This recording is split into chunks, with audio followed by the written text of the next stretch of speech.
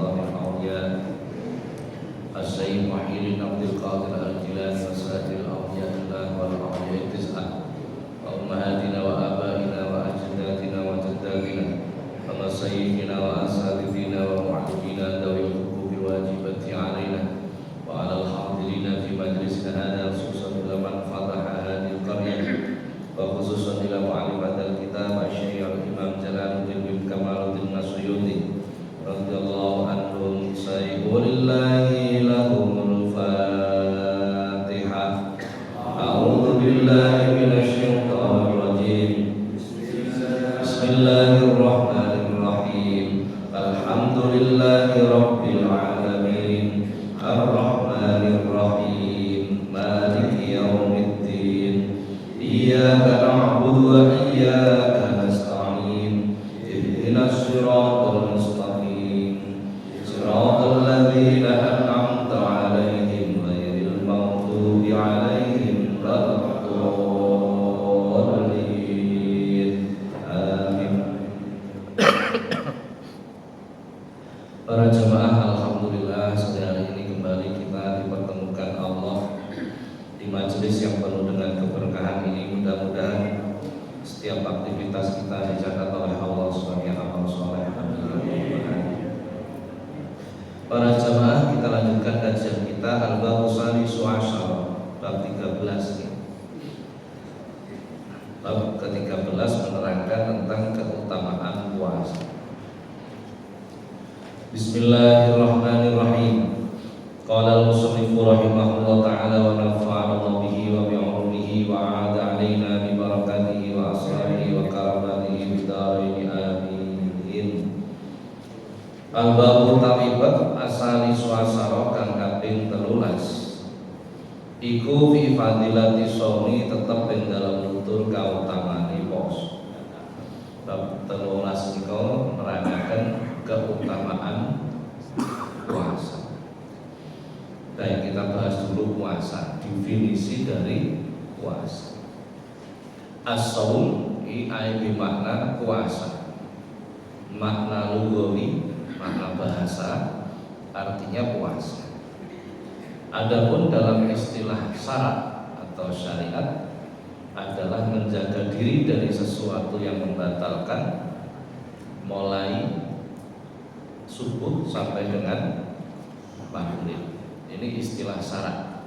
Adapun makna hakiki dari puasa adalah al-imsaku amma tunasibu ilaihi nafsu. Nah, ini yang harus kita perhatikan. Jadi makna hakiki dari puasa begini.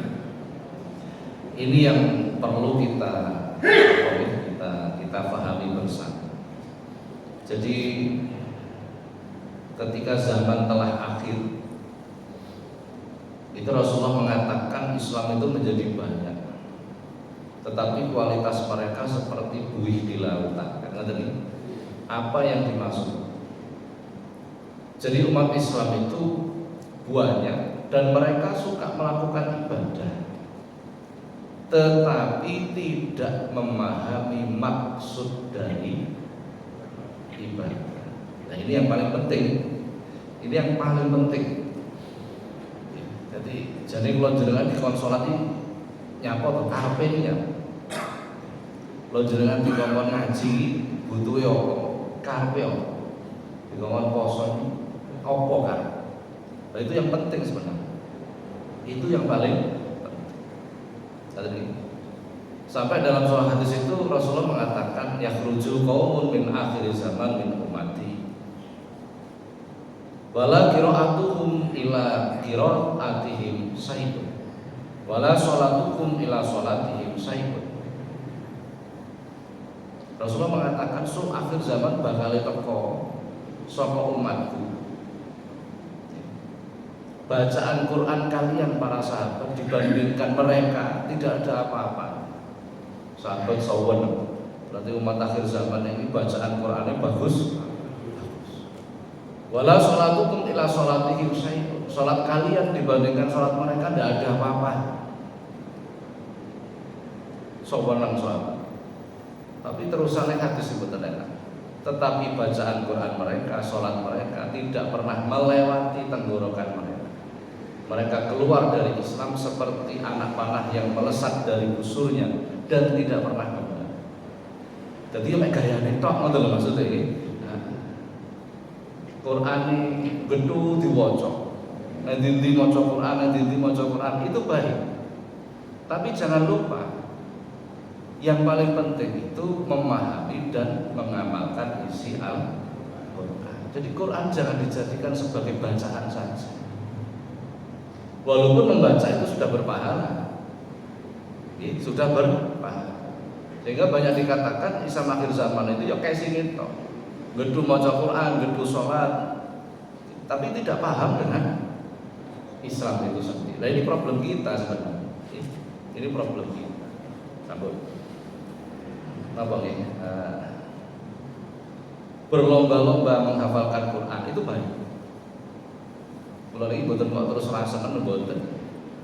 MK Tebuirang itu paman kula. Maca gelem niku nggih paman kula. Kalau nek diundang haflah kalau ngisi ngaji teng mriki mesti saya ingatkan. Neng neraka niku ana jurang jenenge Kubul Jahannam. Jurang itu disiapkan khusus bagi para penghafal Quran. Khusus yang bagaimana yang mereka menghafal Quran tapi tidak ngerti isinya Quran dan tidak mengamalkan isinya Quran. Jangan lupa. Nah, jadi kalau panjenengan ini harus mempelajari tentang esensi agama. Itu yang paling utama, kita lanjutkan. Adapun makna hakiki dari puasa itu adalah al-imsaku amma tunaziu ilaihi nafsu. Al-imsak menahan apa yang ditahan amma tunaziu ilaihi nafsu dari sesuatu agar kita tidak mengikuti kehendak nafsu. Ini esensi puasa. Esensi dari puasa. Ngeten ana ceritane iki. Ketika Allah menciptakan akal. Hadisnya panjang. Khalaqallahu al-aqla faqala ya aklu man anta wa man an. Begitu akal diciptakan oleh Allah, akal ini ditanya, akal kowe iki sapa, aku iki sapa? Maka akal menjawab antara wa ana abduka dhaif. Engkau adalah Tuhanku dan aku adalah hambamu yang lemah. Qala azza wa jalla, maka Allah pun mengatakan ya aklu ma khalaqtu khalqan azza minka. Hei akal, aku tidak akan menciptakan makhluk yang lebih mulia daripada engkau. Jadi makhluk Gusti Allah sing paling mulia niku akal. Nah, terus akal itu ditemplekne teng menungso. Akhirnya menungso ketularan menjadi makhluk yang paling mulia dengan catatan mau menggunakan akal. Karena tadi setelah itu Allah menciptakan nafsu. Ketika nafsu ini diciptakan, Allah mengatakan ayatu nafsu akbili. Nafsu madepore. Meneng wae nafsu. Tidak mau menjawab. Kemudian nafsu ini ditanya oleh Allah, ayatu nafsu man anta wa man ana. Nafsu, aku iki sapa? Kowe iki sapa? Nafsu mengatakan ana wa anta. Aku yo aku, awakmu yo awak. Jadi mulai awal diciptakan nafsu niku wis senengane ngeyel banget. Fa adabaha binari jahannam mi'ati sanati. Kemudian nafsu ini oleh Allah dihukum karena melanggar tadi, karena membantah. Dimasukkan ke neraka jahanam 100 tahun. Ini menungso saya durung ono nih, belum ada. Setelah itu nafsu diangkat setelah 100 tahun. Ditakoni man anta wa man ana. Jawabnya padha. Aku yo aku, awakmu yo lebokke neh teng neraka jahanam 100 tahun. 200 tahun. Begitu dintas ditakoni meneh, aku sapa kowe sapa? Jawabannya sik padha. Pancen pegel iki. Nafsu dilebokke neraka jahanam 200 tahun ini ternyata masih membantah. Akhirnya oleh Allah nafsu ini dimasukkan ke dalam panasnya rasa lapar orang yang berpuasa. Finariju, redaksi hadisnya begini. Ini atasanatin, lamanya 100 tahun. Baru setelah itu nafsu dikeluarkan, fa'aqarrat, mengakulah nafsu itu. bahwa Allah itu Tuhannya dan dirinya seorang hamba. Dari cerita ini, dari cerita asal muasal penciptaan nafsu, nafsu ini juga ditempelake tenggane menungso. Menungso ditempelaki akal, ya ditempelaki nafsu. Dari cerita ini menunjukkan bahwa asal puasa itu tujuannya adalah pengendalian nafsu. Ketika nafsu terkendali, maka akal akan mendominasi diri kita. Maka saat itulah kita menjadi makhluk yang dimuliakan oleh Allah. Nah, begini ini mempelajari hakikat ibadah. Walaupun ini sekulite hakikat, bukan sampai intinya hakikat. Sehingga kalau panjenengan ketika berpuasa itu memahami maksud. Gak mau sekedar menahan haus dan lapar. Kan Rasulullah mengingatkan, "Min shaimin laisa lahu jazaa illa ju' wal atas." Pirang-pirang wong poso iki ora oleh apa-apa sing diolehi mung luwe karo. Maka kita harus memahami nafsu itu apa. Nafsu itu apa? Jadi pun kalau terangake teng mriki waktu saya ngajar tentang tasawuf dulu. Insyaallah wis 11 ka ono sing eling sampean iki. Itu terlalu berat materinya gitu. Nah, jadi ada 7 tingkatan nafsu. Itu harus kita pahami. Sebagaimana titik latifah, orang-orang thariqah masih paham itu. Ada 7 titik latifah. Demikian pula nafsu, ada 7 tingkatan. Kitabnya tentang Birrul Qulub di Syekh Muhammad Amin Al-Qurdi Al-Irbili. Nafsu yang pertama, yang paling hina, itu namanya nafsul amal, tempatnya seluruh dada. Nafsul amal itu pasukan jumlah itu. Ini harus kita jaga, harus kita kendalikan. Nah, dihilangkan tidak bisa. Orang iso nafsu dihilangkan tidak bisa, hanya bisa dikendalikan. Yang pertama namanya bukhlun. Bukhlun itu bakhil. Apa? Bakhil. Yang kedua namanya khirsun. Khirsun itu rakus. Tidak ada puasnya. Maksudnya urusan dunia. Yang ketiga hasad. Hasud. Kenapa hasud? Terjemah paling gampang iri. Yang keempat jahlun. Bodoh urusan agama. Jadi kalau jangan ora paham agama berarti sik nafsul amal, nafsu sing iso dhewe sik. Lagi. Yang kelima namanya kibrun, takabur. Yang keenam namanya syahwat. Syahwat itu keinginan yang mengarah pada kejelekan. Kalau keinginan yang mengarah pada kebaikan namanya iradah. Betul. Karena syahwat itu bukan hanya urusan laki perempuan, termasuk syahwat ta'am, keinginan terhadap makan. Saat ini berkembang lagi ada syahwatul politik, ngono-ngono meneh dan lain sebagainya. Macam-macam lah kawan. Yang ketujuh ghadab. Ghadab itu marah. Ini harus kita kendalikan, terutama ketika berpuasa. Karena berpuasa itu esensinya pengendalian nafsu. Jadi kalau jenengan poso jam 8 esuk kok wis angen-angen engko iki enake masak sop buntu. Itu namanya khirsun. Rakus. Maka puasanya tidak ada nilai. Lho ngoten maksudnya iki. Lho. Le wong poso iki ya wis ora mikir apa-apa sing dipikir hanya ibadah. Lah kok wis jam 8 esuk nek sore ora karwane. Jam 8 esuk wis angen-angen. Ini kisah buntut kaya enak. Mobilnya tegan. Walah cocok-cocok mau. Nah, itu yang bergerak dalam hati kita namanya khirsun. Rakus. Lah khirsun itu keluar karena syahwatnya muncul.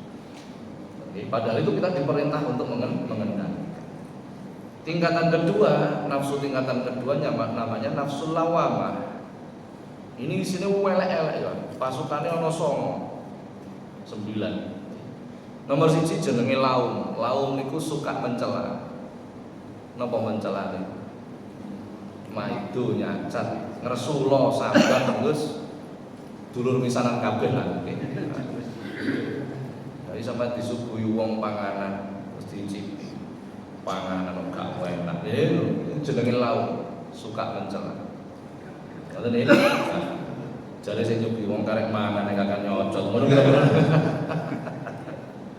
Dan lain sebagainya. Yang kedua hawa. Hawa itu artinya kesenangan. Kita tidak boleh itbaul hawa itu dilarang. Bahkan bahasanya Quran itu bukan hanya mengikuti hawa. Afara'aita man ittakhadha ilahahu hawahu wa adallahu Allahu ala ilmin wa khatama ala sam'ihi wa qalbihi dan seterusnya. Jadi banyak orang itu menuhankan hawa. Nek kula jenengan iki nyembah berhala enggak mungkin. Nyembah wit enggak mungkin. Enggak masuk akal gitu. Nggih napa?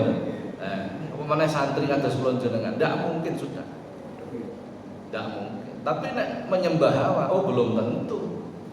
Justru ini yang penyakit umat Islam yang terbanyak. Tuhan yang paling dibenci Allah yang disembah manusia di bumi itu namanya hawa, bukan berhala. Abghadu ilahin ubida fil ardi indallahi wal hawa, al hadis. Hawa, kesenangan. Jadi wong iki kok senengane lebih tunduk pada kesenangannya daripada tunduk kepada Allah, itu namanya menuhankan hawa. Ngoten iki. Dawa ngaji niki dawa, kula eling ngaji bab niki teng mriki niki 3 kali tatap muka minimal. Tentang hawa 3 kali tatap muka sampai sing ngono gak kuat padha turu. Kabutan ilmu. Nomor 3 namanya makrun. Makrun itu artinya tipu daya, makar, tipu daya. Melokoto wong, bujuki wong, dan lain sebagainya. Itu harus kita perangi. Nomor 4 ujub, bangga diri. Nomor 5 ghibah, ngerasa. Nomor 6 riya, menunjukkan. Nomor 7 dzulmun, aniaya. Nomor 8 kadzab, dusta. Nomor 9 ghaflah, lupa kepada 9 nafsu ini harus kita perangi. Terutama ketika puasa. Nek orang ngerti ghaflah iku apa, dzulmun itu apa, kadzab itu seperti apa, hawa syahwat itu seperti apa, bagaimana mungkin kita memerangi? Kan tidak mungkin. Kita dianggap lumrah, Pak, jenenge wong poso kepingin macam-macam itu, lho kok dianggap lumrah, itu malah aneh sing nganggep lumrah. Sudah. Itu 2 tingkatan. Tingkatan ketiga namanya nafsul mulhimah. Nah ini sudah bagus-bagus. Nafsu yang mendapatkan ilham. Nafsu yang mendapatkan ilham. Fa'alhamaha fujuraha wa taqwaha. Nafsu yang sudah mendapatkan ilham. Pasukannya banyak, antara lain sakhawah. Sakhawah niku loman. Dhuwure nafsul mulhimah, baru kita masuk nafsul mutmainnah. Nafsu yang tenang setelah mendapatkan ilham menjadi tenang. Pasukannya banyak, salah satu namanya jud. Jud itu artinya loman juga. Jadi dhuwure melih namanya nafsu radhiyah, nafsu tingkat ke piro iku mau? 5. Nafsu radhiyah. Banyak pasukannya, salah satu pasukannya adalah karom. Artinya sama, loman. Kok podo Pak? Nggih, tapi maksudnya beda. Sakhawah itu suka menolong ketika diminta tolong. Nek gak dijaluk itu ya meneng wae. Masjid ono acara Isra Mi'raj gak ngrewani tak. Aku lho gak disenggol. Nah, itu namanya sakhawah. Tapi nek disenggol mesti ngrewani. Ini sudah baik, walaupun sifat egonya masih mendominasi. Jaluk disenggol dhisik baru gelem nulungi, kan begitu kan? Nafsu tingkat berikutnya itu sudah muncul namanya jud, suka menolong ketika diminta tolong ataupun tidak diminta, jadi kepedulian. Tingkat rodiyah disebut karom, suka menolong ketika diminta tolong atau tidak dimintai tolong kepada kawan ataupun kepada musuh. Abot malih to. Niki pun kula terangke jane kula baleni malih ngene. Nafsu tingkat ketujuh namanya nafsul mardiyah. Pasukannya banyak juga. Nafsu yang tertinggi namanya nafsul kamilah. Pasukannya mung telu, ilmu yakin, ainul yakin, hakul yakin. Ngoten nggih. Iki kula jenengan kok sing ngamukan ora mungkin sampai teko ilmu yakin, ora mungkin pun. Kula jenengan kok sing seneng ngapusi, tidak mungkin kita sampai pada tahap hakul yakin. Aduh. Nggih. Dan dua tingkat nafsu inilah yang harus kita riyadhul. Kudu diupayakan dikendalikan. Salah satu caranya dengan berpuasa. Poso tok orang duwe ilmune ya tidak akan maksimal. Pencapaiannya tidak akan maksimal. Karena hakikat puasa itu adalah pengendalian nafsu. Dan ngoten nggih. Jadi ini esensi begitu, esensi puasa itu seperti itu. Dalam sebuah hadis Rasulullah mengatakan salah suntu risukos watal qalb. Ada 3 hal yang menjadikan hati itu mengeras. Nek atine atos, berarti hati yang mati. Lemah niku nek atos disebut lemah mati, gitu. Nah, sehingga nek atine mati itu tidak akan mendapatkan hidayah, maunah, maghfirah. Ilmu nafi tidak akan masuk. Ilmu yang bermanfaat tidak akan masuk ke dalam hati yang mengeras. Resikonya tinggi sekali. Rasulullah mengatakan salah suntu risukos watal qalbi. 3 hal itu menjadikan hati itu mengeras. Nomor 1 hubbul akli, seneng mangan. Seneng apa? Mangan. Mangan itu oleh, tapi nek seneng mangan masalah kan tadi. Jadi Rasulullah itu kalau mengajarkan makan ketika lapar, berhenti sebelum kenyang. Kan ngoten nggih. Niki teorine gampang, prakteknya ya yo ndelok sik Pak sing dipangan opo kan ngoten nggih. Jadi seneng makan. Makan itu boleh, tapi nek seneng makan itu masalah. Esok-esok berjamaah subuh bareng ngaji. Gak kepingin golek kari kambing. Sing enak ini nang Kediri. Budal nang Kediri golek. Ya, kari kasih kari kambing golek nang. Tong pergi mboten enten sing enak, Pak. Pamane ngoten iki. Sesuke meneh bar kuliah subuh bareng ngaji ditawani meneh. Ono acara nang Kediri meneh iki melok. Apa golek kari kambing meneh? Enggak. Pengajian. Kira-kira budal. Nek dijak mangan masih adoh dibelani. Tapi nek tidak ngaji adoh didik. Nek gak gelem ngono to sing gak patek masalah. Wis gak gelem mah itu bisa. Wong atase ngaji kok adoh-adoh koyo ngene kurang kiai. Ngene iki bangsat-bangsat sing ngene. Saged dipahami ya. Mental itu mental apa? Nek ana wong ngaji malah digandoli. Ya, ini harus kita perhatikan. Kenapa? Karena hati yang mengeras. Jadi mental apa? Mental emplok-emplokan. Ini sering saya berikan motivasi ke para jamaah. Jadi orang wong iki senengane nek degek ngarep iku napa? Nyerimpet iki degek mburi gandoli ya. Kok sik ana potongan umat sing kaya ngono. Yang kedua hubbun naum. Seneng turu. Lo tidur itu boleh, tapi nek senang tidur, nah itu masalah. Hati kita akan mengeras. Jadi panjangan buka tentang kitab Kifayatul Atqiyah. Cagake wali. Arkanu thariqah, rukune thariqah iku ana 4. Iki sing wong thariqah wae akeh sing ora ngerti. Kalau ini sering diundang nonton-nonton ini untuk memberikan kajian ke konco-konco sing mendalami ilmu thariqah. Baitul wilayatin kusimat arkanuhu sadatuna fihi minal abdali ma baina sumtin wa tizalin daimah wal ju'i wasyahrin nazihil ghalah. Rukun thariqah, orang-orang yang ingin mendekat kepada Allah itu namanya berthariqah.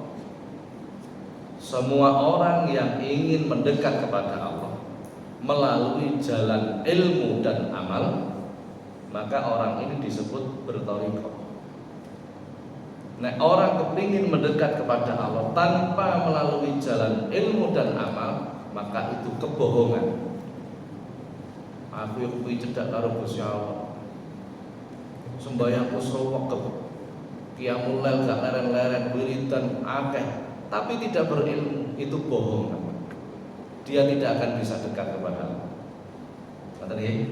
Nah, berarti mendekat itu jalannya ilmu dan orang yang ingin mendekat kepada Allah niku cagake ana papat. Rukun thariqah. Mabaina sumtin nomor 1 meneng. Napa? Meneng niku napa? Dia. Meneng. Dadi meneng niku nomor 1. Meneng niku angel. Sulit sekali. Wong niku kan kepingin menunjukkan dirinya, rata-rata kita. Lah meneng itu adalah orang yang tidak ingin menunjukkan diri. Meneng itu orang yang ingin menyerang, ingin mendapatkan sesuatu.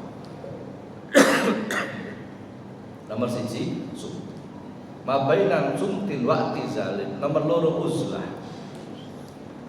Menyempatkan waktu untuk berdua dengan Allah.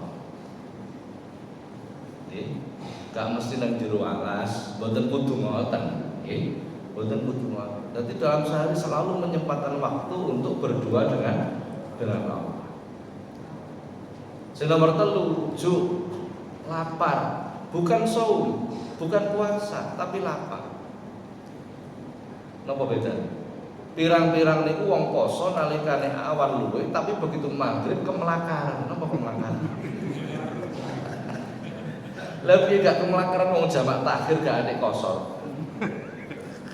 Biasanya kalau lagi Pak, maaf niku isu awan bengi. Berhubung kula poso, akhirnya ya maghrib ibu pindu, bar maghrib mangan, jam 09.00 mangan, engko bengi mangan. Niku jenenge jamak takhir gak ada kosor. Paham ya maksudnya?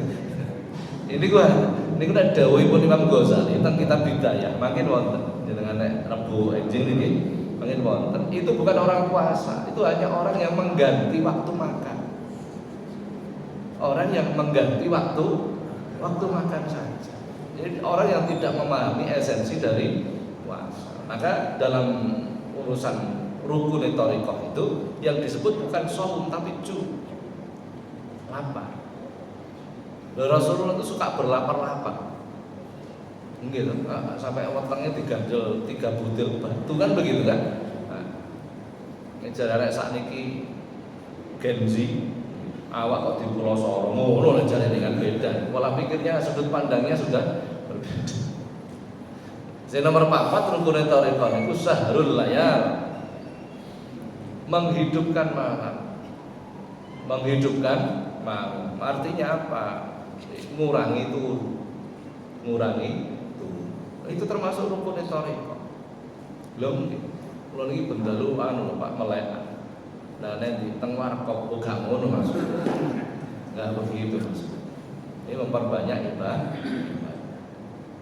Tapi ada beberapa yang luar biasa.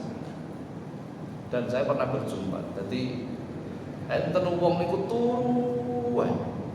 Enten. Kula nate peduli. Jadi pas diutus kiai kula teng ngene Gus Dur untuk memberikan amalan tentang kebetulan guru saya, kiai saya itu juga gurunya Gus Dur. Jadi elek-elek kula niki tunggal guru kalau Gus Dur. Elek-elek ngoten nggih. Cuman mereka pinter kula bodho lho bedane. Itu rampung. Moro-moro Gus Dur tengah-tengah sarapan itu pagi. Gus Dur itu bengok-bengok. Man Sulaiman, si asisten namanya Sulaiman. Jebule klambi tak wong.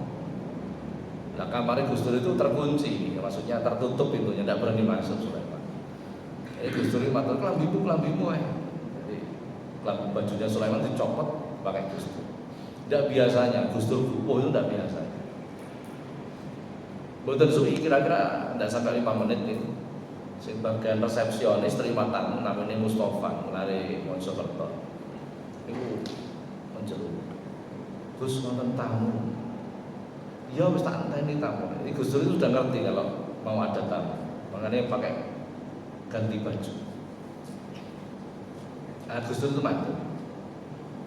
Iki tamune iki dudu wong sembarangan. Sampeyan pengin melu nemoni ora? Nggih Gus.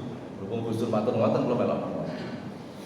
Begitu ketemu salaman rangkulan lungguh tamune niki. Gus Dur nggih lega. Tamune tuh lungguh terus turu. Gus Dur melu tuh. Malah turune Gus Dur morok. Lah terus aku iki nyapa ngomong. Pikiran kula nggih ngoten. Kira-kira setengah jam lebih tamune nglilir, Gus Dur nggih nglilir. Terus pamitan mulai. Dan terus kita mertamunya aku, pikiran pulang gimana? Pulang. Gus Dur begitu orang ini pulang cerita. Wong sing kaya ngene iki sak donya mung loro. Wali sing penggaweane turu wae sak donya mung loro. Siji wong Maroko, siji wong iki mau. Niku sinten Gus? Ku jenenge Tengku Ibrahim saka Aceh. Jadi di Indonesia itu ada wali yang turu, jadi masih turu tapi sampai ya, jangan susah kan ya. Ini pengecualian, tidak masuk hadis ini. Ini pengecualian. Nek kalau jenengan sedang turu ya, artinya di atas tenan, kan itu bedanya. Jadi satu hubul akli seneng banget, loro hubul naum. Nomor 3 hubul roha, seneng santai-santai. Senang santai. Maka umat Islam tidak boleh santai, tidak boleh, harus punya etos kerja yang bagus. Orang Islam itu begitu. Orang oleh kon santai tidak boleh. Karena itu akan menjadikan hati kita bagus. Nah, untuk bilang ini, jadi ini antara lain sebab-sebabnya. Jadi hati yang mengeras itu tidak hanya sekedar karena dosa, tidak hanya karena itu. Saat ini lo takon jenengan, tidur ini hukumnya apa? Apa? Jais, menang, boleh kan? Maem hukumnya apa? Sama, boleh. Santai-santai hukumnya apa? Sama, boleh. Tetapi nek seneng lah itu menjadi masalah. Walaupun tidak melakukan perbuatan dosa, tapi menjadikan hati kita mengarah. Na'udzubillah min. Jadi esensi puasa itu mujahadatun nafsi, merangi nafsu. Itu tak pocok hadis pertama nih guys ya. Waqala sallallahu alaihi wasallam ala dawuh kanjeng Nabi sallallahu alaihi wasallam. Qala Allah taala dawuh sapa Allah taala asawmu tai poso iku li tetep kedue ingsun. Wa ana kale utawi ingsun iku ajzi bihi males sapa ingsun bihi ing wong kang poso. Masyaallah. Dalam sebuah hadis qudsi ini jenenge hadis qudsi dawuh Rasul. Puasa itu bagiku kata Allah, dan aku sendiri yang akan memberikan balasan kepada orang yang berpuasa. Berarti pahala puasa itu tidak terukur. Tidak terukur. Pahala puasa itu tidak terukur. Karena Allah sendiri yang akan memberikan. Kata dia, nah adapun yang disebut dalam hadis-hadis ini itu hanya beberapa keutamaan puasa yang disampaikan Rasul. Artinya masih banyak keutamaan yang lain. Karena Allah sendiri yang akan memberikan balasan. Kenapa kok sampai wa anna azibihi? Karena Allah yang paling tahu tentang kualitas puasa kita. Tentang kualitas puasa kita. Itu Allah yang tahu. Wong liya gak ngerti. Ya, yang tahu tetap di antaranya. Ngeten, kenapa mau disebut puasa itu mujahadatun nafsi. Dalam setunggal hadis itu Rasulullah mengatakan, inna syaitana yajri min ibni adam mujradam fadayyiku majariyahu bilju. Sesungguhnya setan itu berjalan pada tubuh manusia melalui mujradam, jalan darah, aliran darah.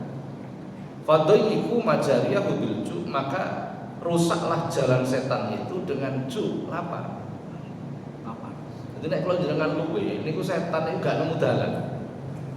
Dalane buntu portal kabeh. Begitu panjenengan buka, wah ini problem. Warak kan ngoten nggih. Bagi setan itu seperti masuk ke jalan tol. Bau anter ya. Akan mempengaruhi seluruh tubuh kita. Makanya hati-hati. Hati-hati ya. Loh ini hadis tidak main-main. Padahal cara kesehatan awak iku nek gak warak iku ya tenagane gak ono kan ngoten nggih. Nek cara hadis mboten ngoten. Mboten. Bahkan suatu ketika ini hadis Rasulullah mengatakan kharajna min jihadil asghar ila jihadil akbar. Para sahabat ini baru pulang perang, baru masuk kota Madinah. Sik nembe lerek nembe ngasuh Rasulullah mengatakan kharajna min jihadil asghar ila jihadil akbar. Kita baru saja selesai perang kecil. Sebentar lagi akan masuk pada perang yang lebih besar. Padahal itu baru perang Badar. Rasulullah mengatakan begitu. Para sahabat belum hilang rasa capeknya. Maka para sahabat itu mengatakan, bertanya pada Rasulullah, "Ma jihadul akbar ya Rasulullah?" Perang kali sinten malih Kanjeng Nabi? Kok disebut perang sing gede niku karo sapa meneh? Rasulullah mengatakan, "Jihadun nafs, perang melawan nafsu." Karena saat itu akan memasuki bulan Ramadan. Di perang karo nafsu perang sing paling abot. Nek perang karo wong liya niku enggak pakai abot, enteng. Nek musuh awake dhewe niku abot. Ana wong senengane guling. Kongkon ninggal guling niku angel apa abot? Abot nggih. Abot. Begitu karo Gusti Allah dikai peringatan. Dikai lara kolesterol karo hipertensi baru gak wani mangan. Kira-kira ngoten lagi. Kira-kira ngoten. Ini gambarannya seperti ini. Jadi perang melawan nafsu itu sebenarnya perang yang paling berat. Makanya kalau panjenengan nek mirsani wis ngeten tak logika. Kira-kira jenengan nek kula jak istighosah rasa suwi-suwi 2 jam, 3 jam ngono kira-kira kapok apa njaluk meneh. Kapok apa njaluk meneh. Kita sering mengatakan abot, kesel, capek, nggih mboten. Tapi nek kula jenengan bolang napa bolang? Jare arek sakniki healing, ono healing barang iki. Jalan-jalan, mbok orang dino gak krasa kesel. Leres mboten? Kenapa? Karena yang kita melawan itu nafsu kita, sehingga kita merasa capek. Lho nggih, panjenengan nek sekali waktu lah jenengan kula aturi rawuh teng majelis Paseban. Niku lungguh petang jam. Jam 8 sampai jam 12. Kula jak maca selawat, sing teko lho gak apal selawat, dadi mek ngrungokne selawat. Enteng napa mboten? Lho ngrungokno karo temil-temil karo ngombe sing bojong. Gitu. Bareng ngono ngaji. Ngrungokno ngaji. Awal-awal rene akeh sing sambatan, sing kesel, sing gringgingen, sing asam urat, sing sesuk kerja, macam-macam alasane. Padahal mung saulan pisan. Melatih tubuh kita kuat untuk mendapatkan rahmati Allah. Betul enggak? Panjenengan dijak istighosah 3 jam itu hakikatnya kan nampa bayaran. Nggih mboten? Nampa maghfirah, nampa maunah, pertolongan dari nampa bayaran. Kok ana wong nampa bayaran gak betah, kira-kira njaluk diperiksa ngono. Logika kita sering terbalik. Gitu betul. Nah, sementara kalau urusan duniawiah kita mengejar dan tidak ada rasa capek. Nyambut gawe sorone kaya ngopo. Budal jam 8 esuk mulai jam 4 sore. Pirang jam iku? Walah suwi jame pun nggih krasa kesel napa mboten jenengan? Apa dijak wiridan 2 jam kok gak kuat. Padahal teng hadis niki sing ngarep-ngarep iki setan niku nek diwacana bismillah niku mlayu, diwacana a'udzubillahi minasyaitonir rajim niku krasa panas akhire mari. Ojo-ojo awake dhewe golongan iku. Dijak wiridan kok gak betah. Kenapa kita nggak pernah berpikir seperti itu? Kan ngoten nggih. Nah, inilah yang dikatakan mujahadah, berperang melawan nafsu. Ayo kita latih tubuh kita supaya kuat nampa rahmate Gusti. Hanya itu tujuan. Agar tubuh kita itu kuat. Kan ngeten. Napa niku tengene hikam iki. Wurudul imdad bikasabil istidad. Datangnya pertolongan Allah itu sesuai dengan kesiapan kita. Kula balik. Datangnya pertolongan Allah itu sesuai kesiapan kita. Lah rata-rata kula jenengan iki gak siap ditulungi Gusti Allah. Nek diomongi ngono gak percaya. Sinten Pak sing mboten pengin ditulungi.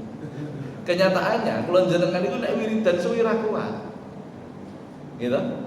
Maca Quran suwi ra kuat, pengajian suwi ndak kuat. Artinya kita ndak siap nampa rahmate Gusti Allah. Kan begitu kan? Ndak usah tiap hari. Nggak usah.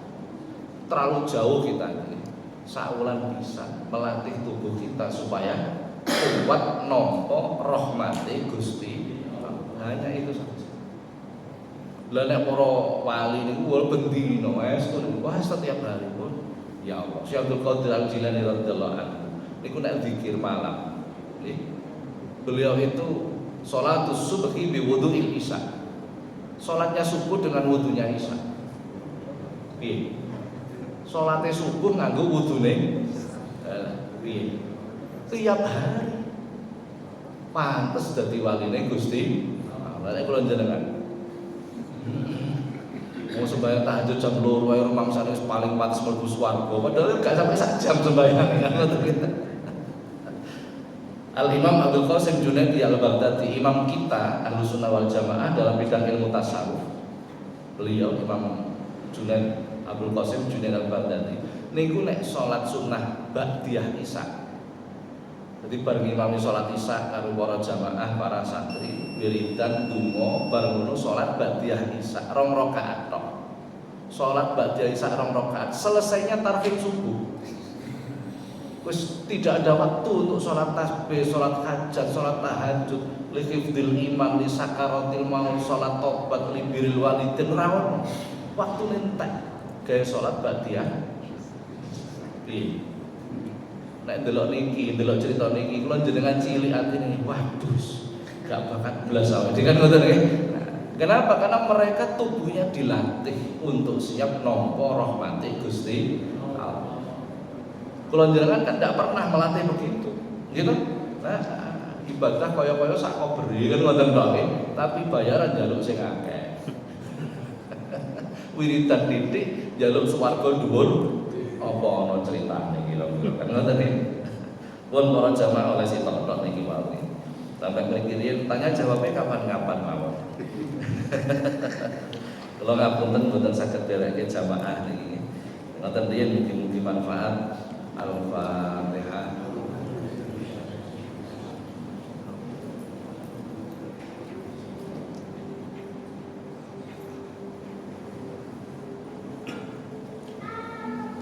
Assalamualaikum